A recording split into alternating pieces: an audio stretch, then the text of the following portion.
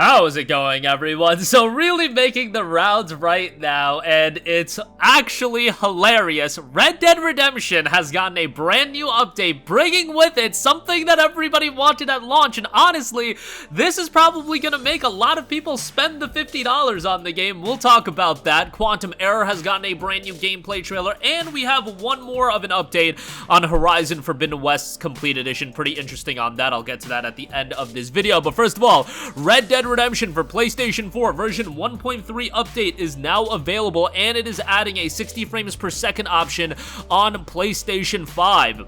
This is something that a lot of people have wanted, and it does look like at this point the PlayStation 4 version is still only at 30 frames per second, but PlayStation 5 users now have the option of playing the game at 60 frames per second, which, man, I didn't have a lot of expectations, a lot of desires for this remaster. I really just wanted the basics. I wanted a higher resolution and I wanted 60 frames per second. If you offered me that, honestly, even though you could do more with it, I would have been happy. But for some reason, it was still at 30 frames per second. I guess enough complaining online did do the trick. But like, how much work did this even take? Could you have not had the 60 frames per second option from the get-go and everybody would have just, you know, been okay with it, especially given the fact that this came out on like 1 week's notice on PlayStation as well, so that was pretty strange. But yeah, Red Dead Redemption is one of the best games of all time in my opinion. I loved this game when I played it back in 2010. It's one of my favorite games of all time, and obviously I'm a sucker for Wild West. Like, I love that setting, and Wild West, you know, done right in a video game form with Red Dead Redemption was just great to see.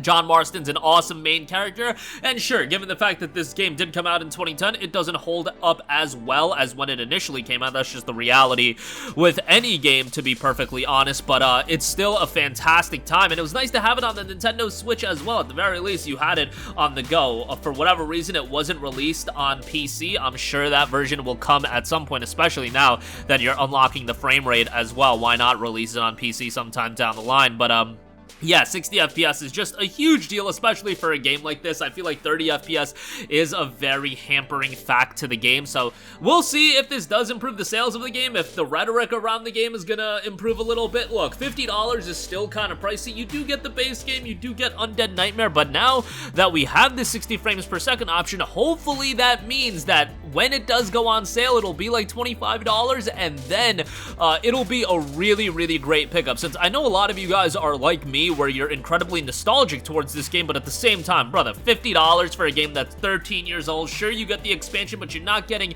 many improvements on top of that. Like, what is that nonsense? It's just like Rockstar with the GTA trilogy. I was just hoping they would have learned from that, and with the Red Dead Redemption port, it would have been a little bit better, but it was the most bare bones of bare bones port, and it's like, bro, you're Rockstar. It's not like you're a small-time development studio, or, you know, 2K's a small-time publisher, Take-Two's a small-time publisher, or anything like that. You've got so much money. You've got FU money from GTA Online on all this stuff. Like, why are we getting such a thrown-together version? And don't tell me that because they can get away with it. Sure, it's still gonna be a profitable endeavor for them to drop a thrown-together RDR port, but why not just make more money? I'm sure people got pushed away from buying the Red Dead Redemption port based on that online reaction, based on how people received it being $50, and it's not even that $50 it's the issue. More so, I would say, it's how thrown together this version was. It's like, and it's not like we asked for the world. We asked for better resolution at 60 frames per second. That's the bare minimum that a port like this can do, especially at a premier price point of $50. We've seen, you know, ports do much more at much lesser prices, so, you know, when you're at 50 bucks, it's a 13-year-old game, you can get it at 60 frames per second on PlayStation 5. Like, come on now, you should get it at 60 FPS on PlayStation 4, damn it. And I know a lot of people were like, wow, Red Dead runs so well on the Nintendo Switch. I'm like, yeah, Red Dead's a game from 2010. It should be running fairly well on 2017 hardware. Like, that was just funny to me, but at the very least, we got it at 60 frames per second. It's not gonna be a game that I'm gonna play through in the immediate future, just because there's so many games coming out, and it's hard to keep track of everything. Like, bro, we got Assassin's Creed Mirage coming out tomorrow. That game's looking fairly decent, and yeah, this is gonna have to hit the back burner for a while, especially with the month of October. But at the very least, at least we finally have it at a point where I think more people are gonna be wanting to check it out. All right, moving on from that, Quantum Error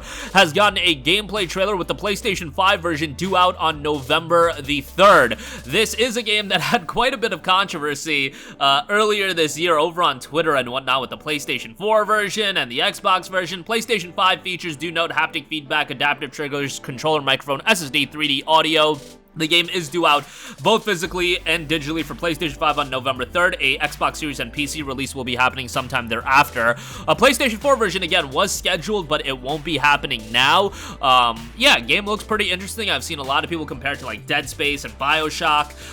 Yeah, it looks fairly good, and if you're into horror titles, definitely one to keep on your radar. Digital pre-orders also include 3 days early access to the game on Halloween Day of October 31st, so timing-wise, that works out fairly well, all things considered. But yeah, I do think that's going to be a game that's going to be a little bit of a tough sell if you're trying to even get the early access on October 3rd or October 31st with digital pre-orders. Just with all the games coming out, it's going to be a little rough. Lastly, I do want to note, Horizon Forbidden West, we know that the content is not gonna be available via a digital voucher code. We know that with the complete edition of Horizon Forbidden West, all the content will be on disc, and very importantly, all the content will be on 2 discs. So yes, we are beating out Final Fantasy VII Rebirth for the 2-disc PlayStation 5 game. This is 100 gigabytes on each disc, I believe. Obviously, I would imagine that one of those discs is going to be the install disc, and the other one is going to be, you know, the disc that you put into your console to actually play the game. It'll be interesting how Final Fantasy VII Rebirth works. I think with Rebirth, it's really interesting that it's 2 discs because there is a little bit of the nostalgia factor to it, and they use 2 discs for that game as literally a promotional vehicle for the game, which I found really interesting. But you know, FF7 Rebirth, it makes sense that you would play through a portion of the game and then you insert the second disc if you want to tie it back into FF7 OG and, you know, have nostalgia play a factor. In the case of Horizon Forbidden West, that's really irrelevant given that it's not a game from the PlayStation 1 era. And in the case of FF7 Rebirth, I do ultimately see it being more of a, you know, insert one disc to install the data, insert the second disc to play the game. But yeah, nice to see that with this game, it is all the content on disc. Look, if you're gonna release complete editions and everything like that, put the content on the disc. It goes the extra mile, and I think people will ultimately appreciate it. And if they're gonna lend it to a friend, if they're gonna trade it in, it just adds more value instead of it just being the game itself on disc and then a voucher code for the download. It's a lot better when all the content is on disc, and it helps with game preservation and everything like that, which seems to be a pretty big talking point these days in gaming in general. But that'll do it for me. Again, Red Dead Redemption, 60 frames per second on PlayStation 5, should have been at launch, but what can you do? Quantum Error gets a brand new gameplay trailer, and Horizon Forbidden West will be coming on 2 discs. That'll do it for me. Sound off with all of your thoughts in the comment section down below. Thank you for watching, and goodbye. Hey guys, we hope you enjoyed the video, and if you did, make sure to hit the subscribe button, and if you're already subscribed, do us a favor and hit the bell icon. This way you'll be notified whenever we post a new video. That's the best way to keep up with all of our uploads, and we usually try to upload 2 videos a day. And with the bell icon hit, you'll be notified whenever we do upload a video. As always, thanks for watching.